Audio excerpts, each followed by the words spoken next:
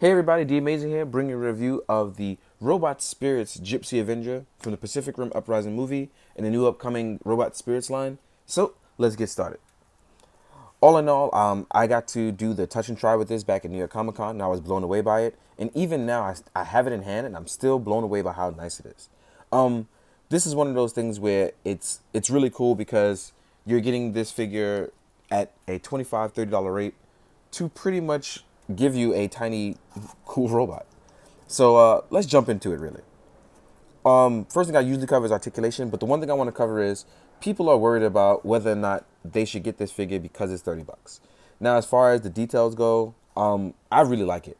I think that not much was actually sacrificed for this figure. There's tons of detail, articulation, the way it looks, the size, the feel.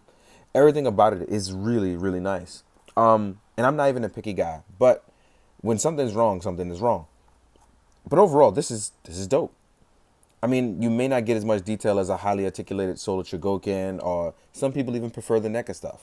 But I like this. It's really cool. Now, in terms of articulation, the head can look up, it can look left and right. There's a little bit of ball rotation as well. The arm can actually still rotate 360 degrees fully all the way around. The shoulder pad actually can fold up to allow you to have a nice range of articulation that spreads out. And the one thing I was worried about is that. Now, that's why I wanted to show you guys. I actually made that fly a little further than expected. But it's one of those things where it's attached to the ball joint enough that it gives you the range, but you don't have too much to worry about because you can actually rotate up. What's really cool is that you can even get into boxing poses because the arms are double jointed and they have bicep swivel.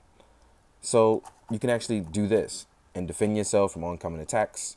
You can rotate it in. This is really nice. I know a lot of people may not like it, but I do. You can actually rotate the upper waist about 180 degrees. You cannot do the full 360, but you can get from left to right really, really well. The legs have thigh swivel. Also, there's something of a rocking T-joint that allows you to move from side to side for a better articulation on the robot, which is really cool. So even if you want to do really cool running Jager poses, you actually can. The rocking T-joint would allow you to do that. I think that's really dope. Legs are double jointed as well. They actually extend really far up. So you can even be Spider Robot if you wanted to and web swing. These are really dope. Then you also get ankle pivot. Rotates left and right and back and forth really, really well. All nice things. Now, accessory is what the Gypsy Avenger comes with. It's one of those things where you actually get a little bit of spoiler for the movie. So I'm sorry if I'm spoiling the name of anything. So I do apologize. Here you have what is called a gravity sling. This is one of the items and weapons that the robot uses. Oh, well, sorry, the Jager uses in the movie. It's really cool.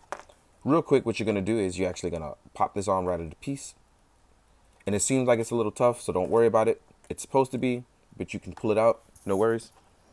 And you just align and match the seams. You plug it in.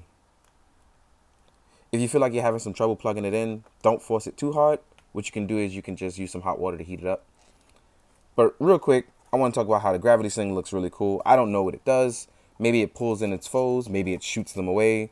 We don't even know. But I do know that it looks cool on this robot. Even now, as I have him standing up, just doing this, just sitting there looking at you with it, it looks really dope. Maybe you add some lightning effects to it. It'll be really cool. The other weapon that you have is, what is this called? I forgot the name of it already. This one is called the chainsword. Is it a chainsword? I believe it's a chainsword. But I like it. This is one of the main weapons that we normally see from the previous robots. Just like on the right arm that you take off, you do the left one as well by pulling it out. You actually have to remove the hand joint because what happens is that you have to place it here on the chain, on the chainsword, excuse me. You plug it right in. And it looks really nice. So here you are, you're fully armed, you have your Jager weapons. Looks really cool. You also get an extra set of hands. These are the open hands. They actually look really great mechanical wise. But as you can see, they sacrifice a little bit of paint because it's all blue. Who knows, maybe there could be rivets and blue stuff. All that extra detail stuff that normally you would want. You're obviously not going to get it, but you do get this, which is really dope. Now, size-wise, this is a really big robot. I'm going to compare him to the other Jaegers really quickly, and then I'm going to compare him to the other robots that technically, if you use your imagination, you can have them fight. So let's talk about it in a second. I'm going to stand him back here. I'm going to stand him straight up so you guys can get the best possible look at him really nicely. Here he is with Titan Redeemer from the same line.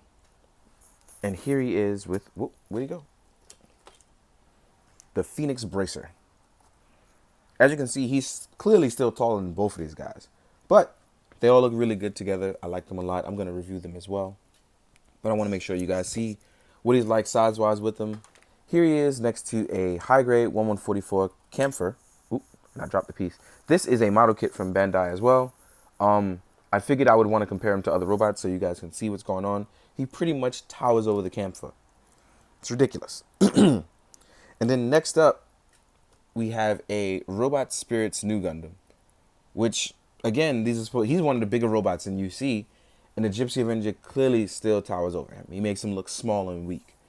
Like, it's crazy, the size comparison. So we know that the Pacific Rim robot's actually really, really big. Or the scale is just crazy. Who knows?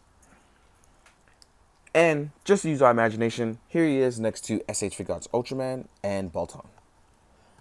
So size-wise, he's still gigantic, but he'd look really cool fighting these guys. So maybe I'll do some pictures with them. Who knows? In the meantime, I'm really happy with the price tag. I'm really happy with the robot. At first, when I got to do the touch and try, I thought that it would be die-cast in it. I was obviously wrong, but it does have the nice bit of weight. It doesn't feel hollow at all. So that's probably what led me to believe it had die-cast.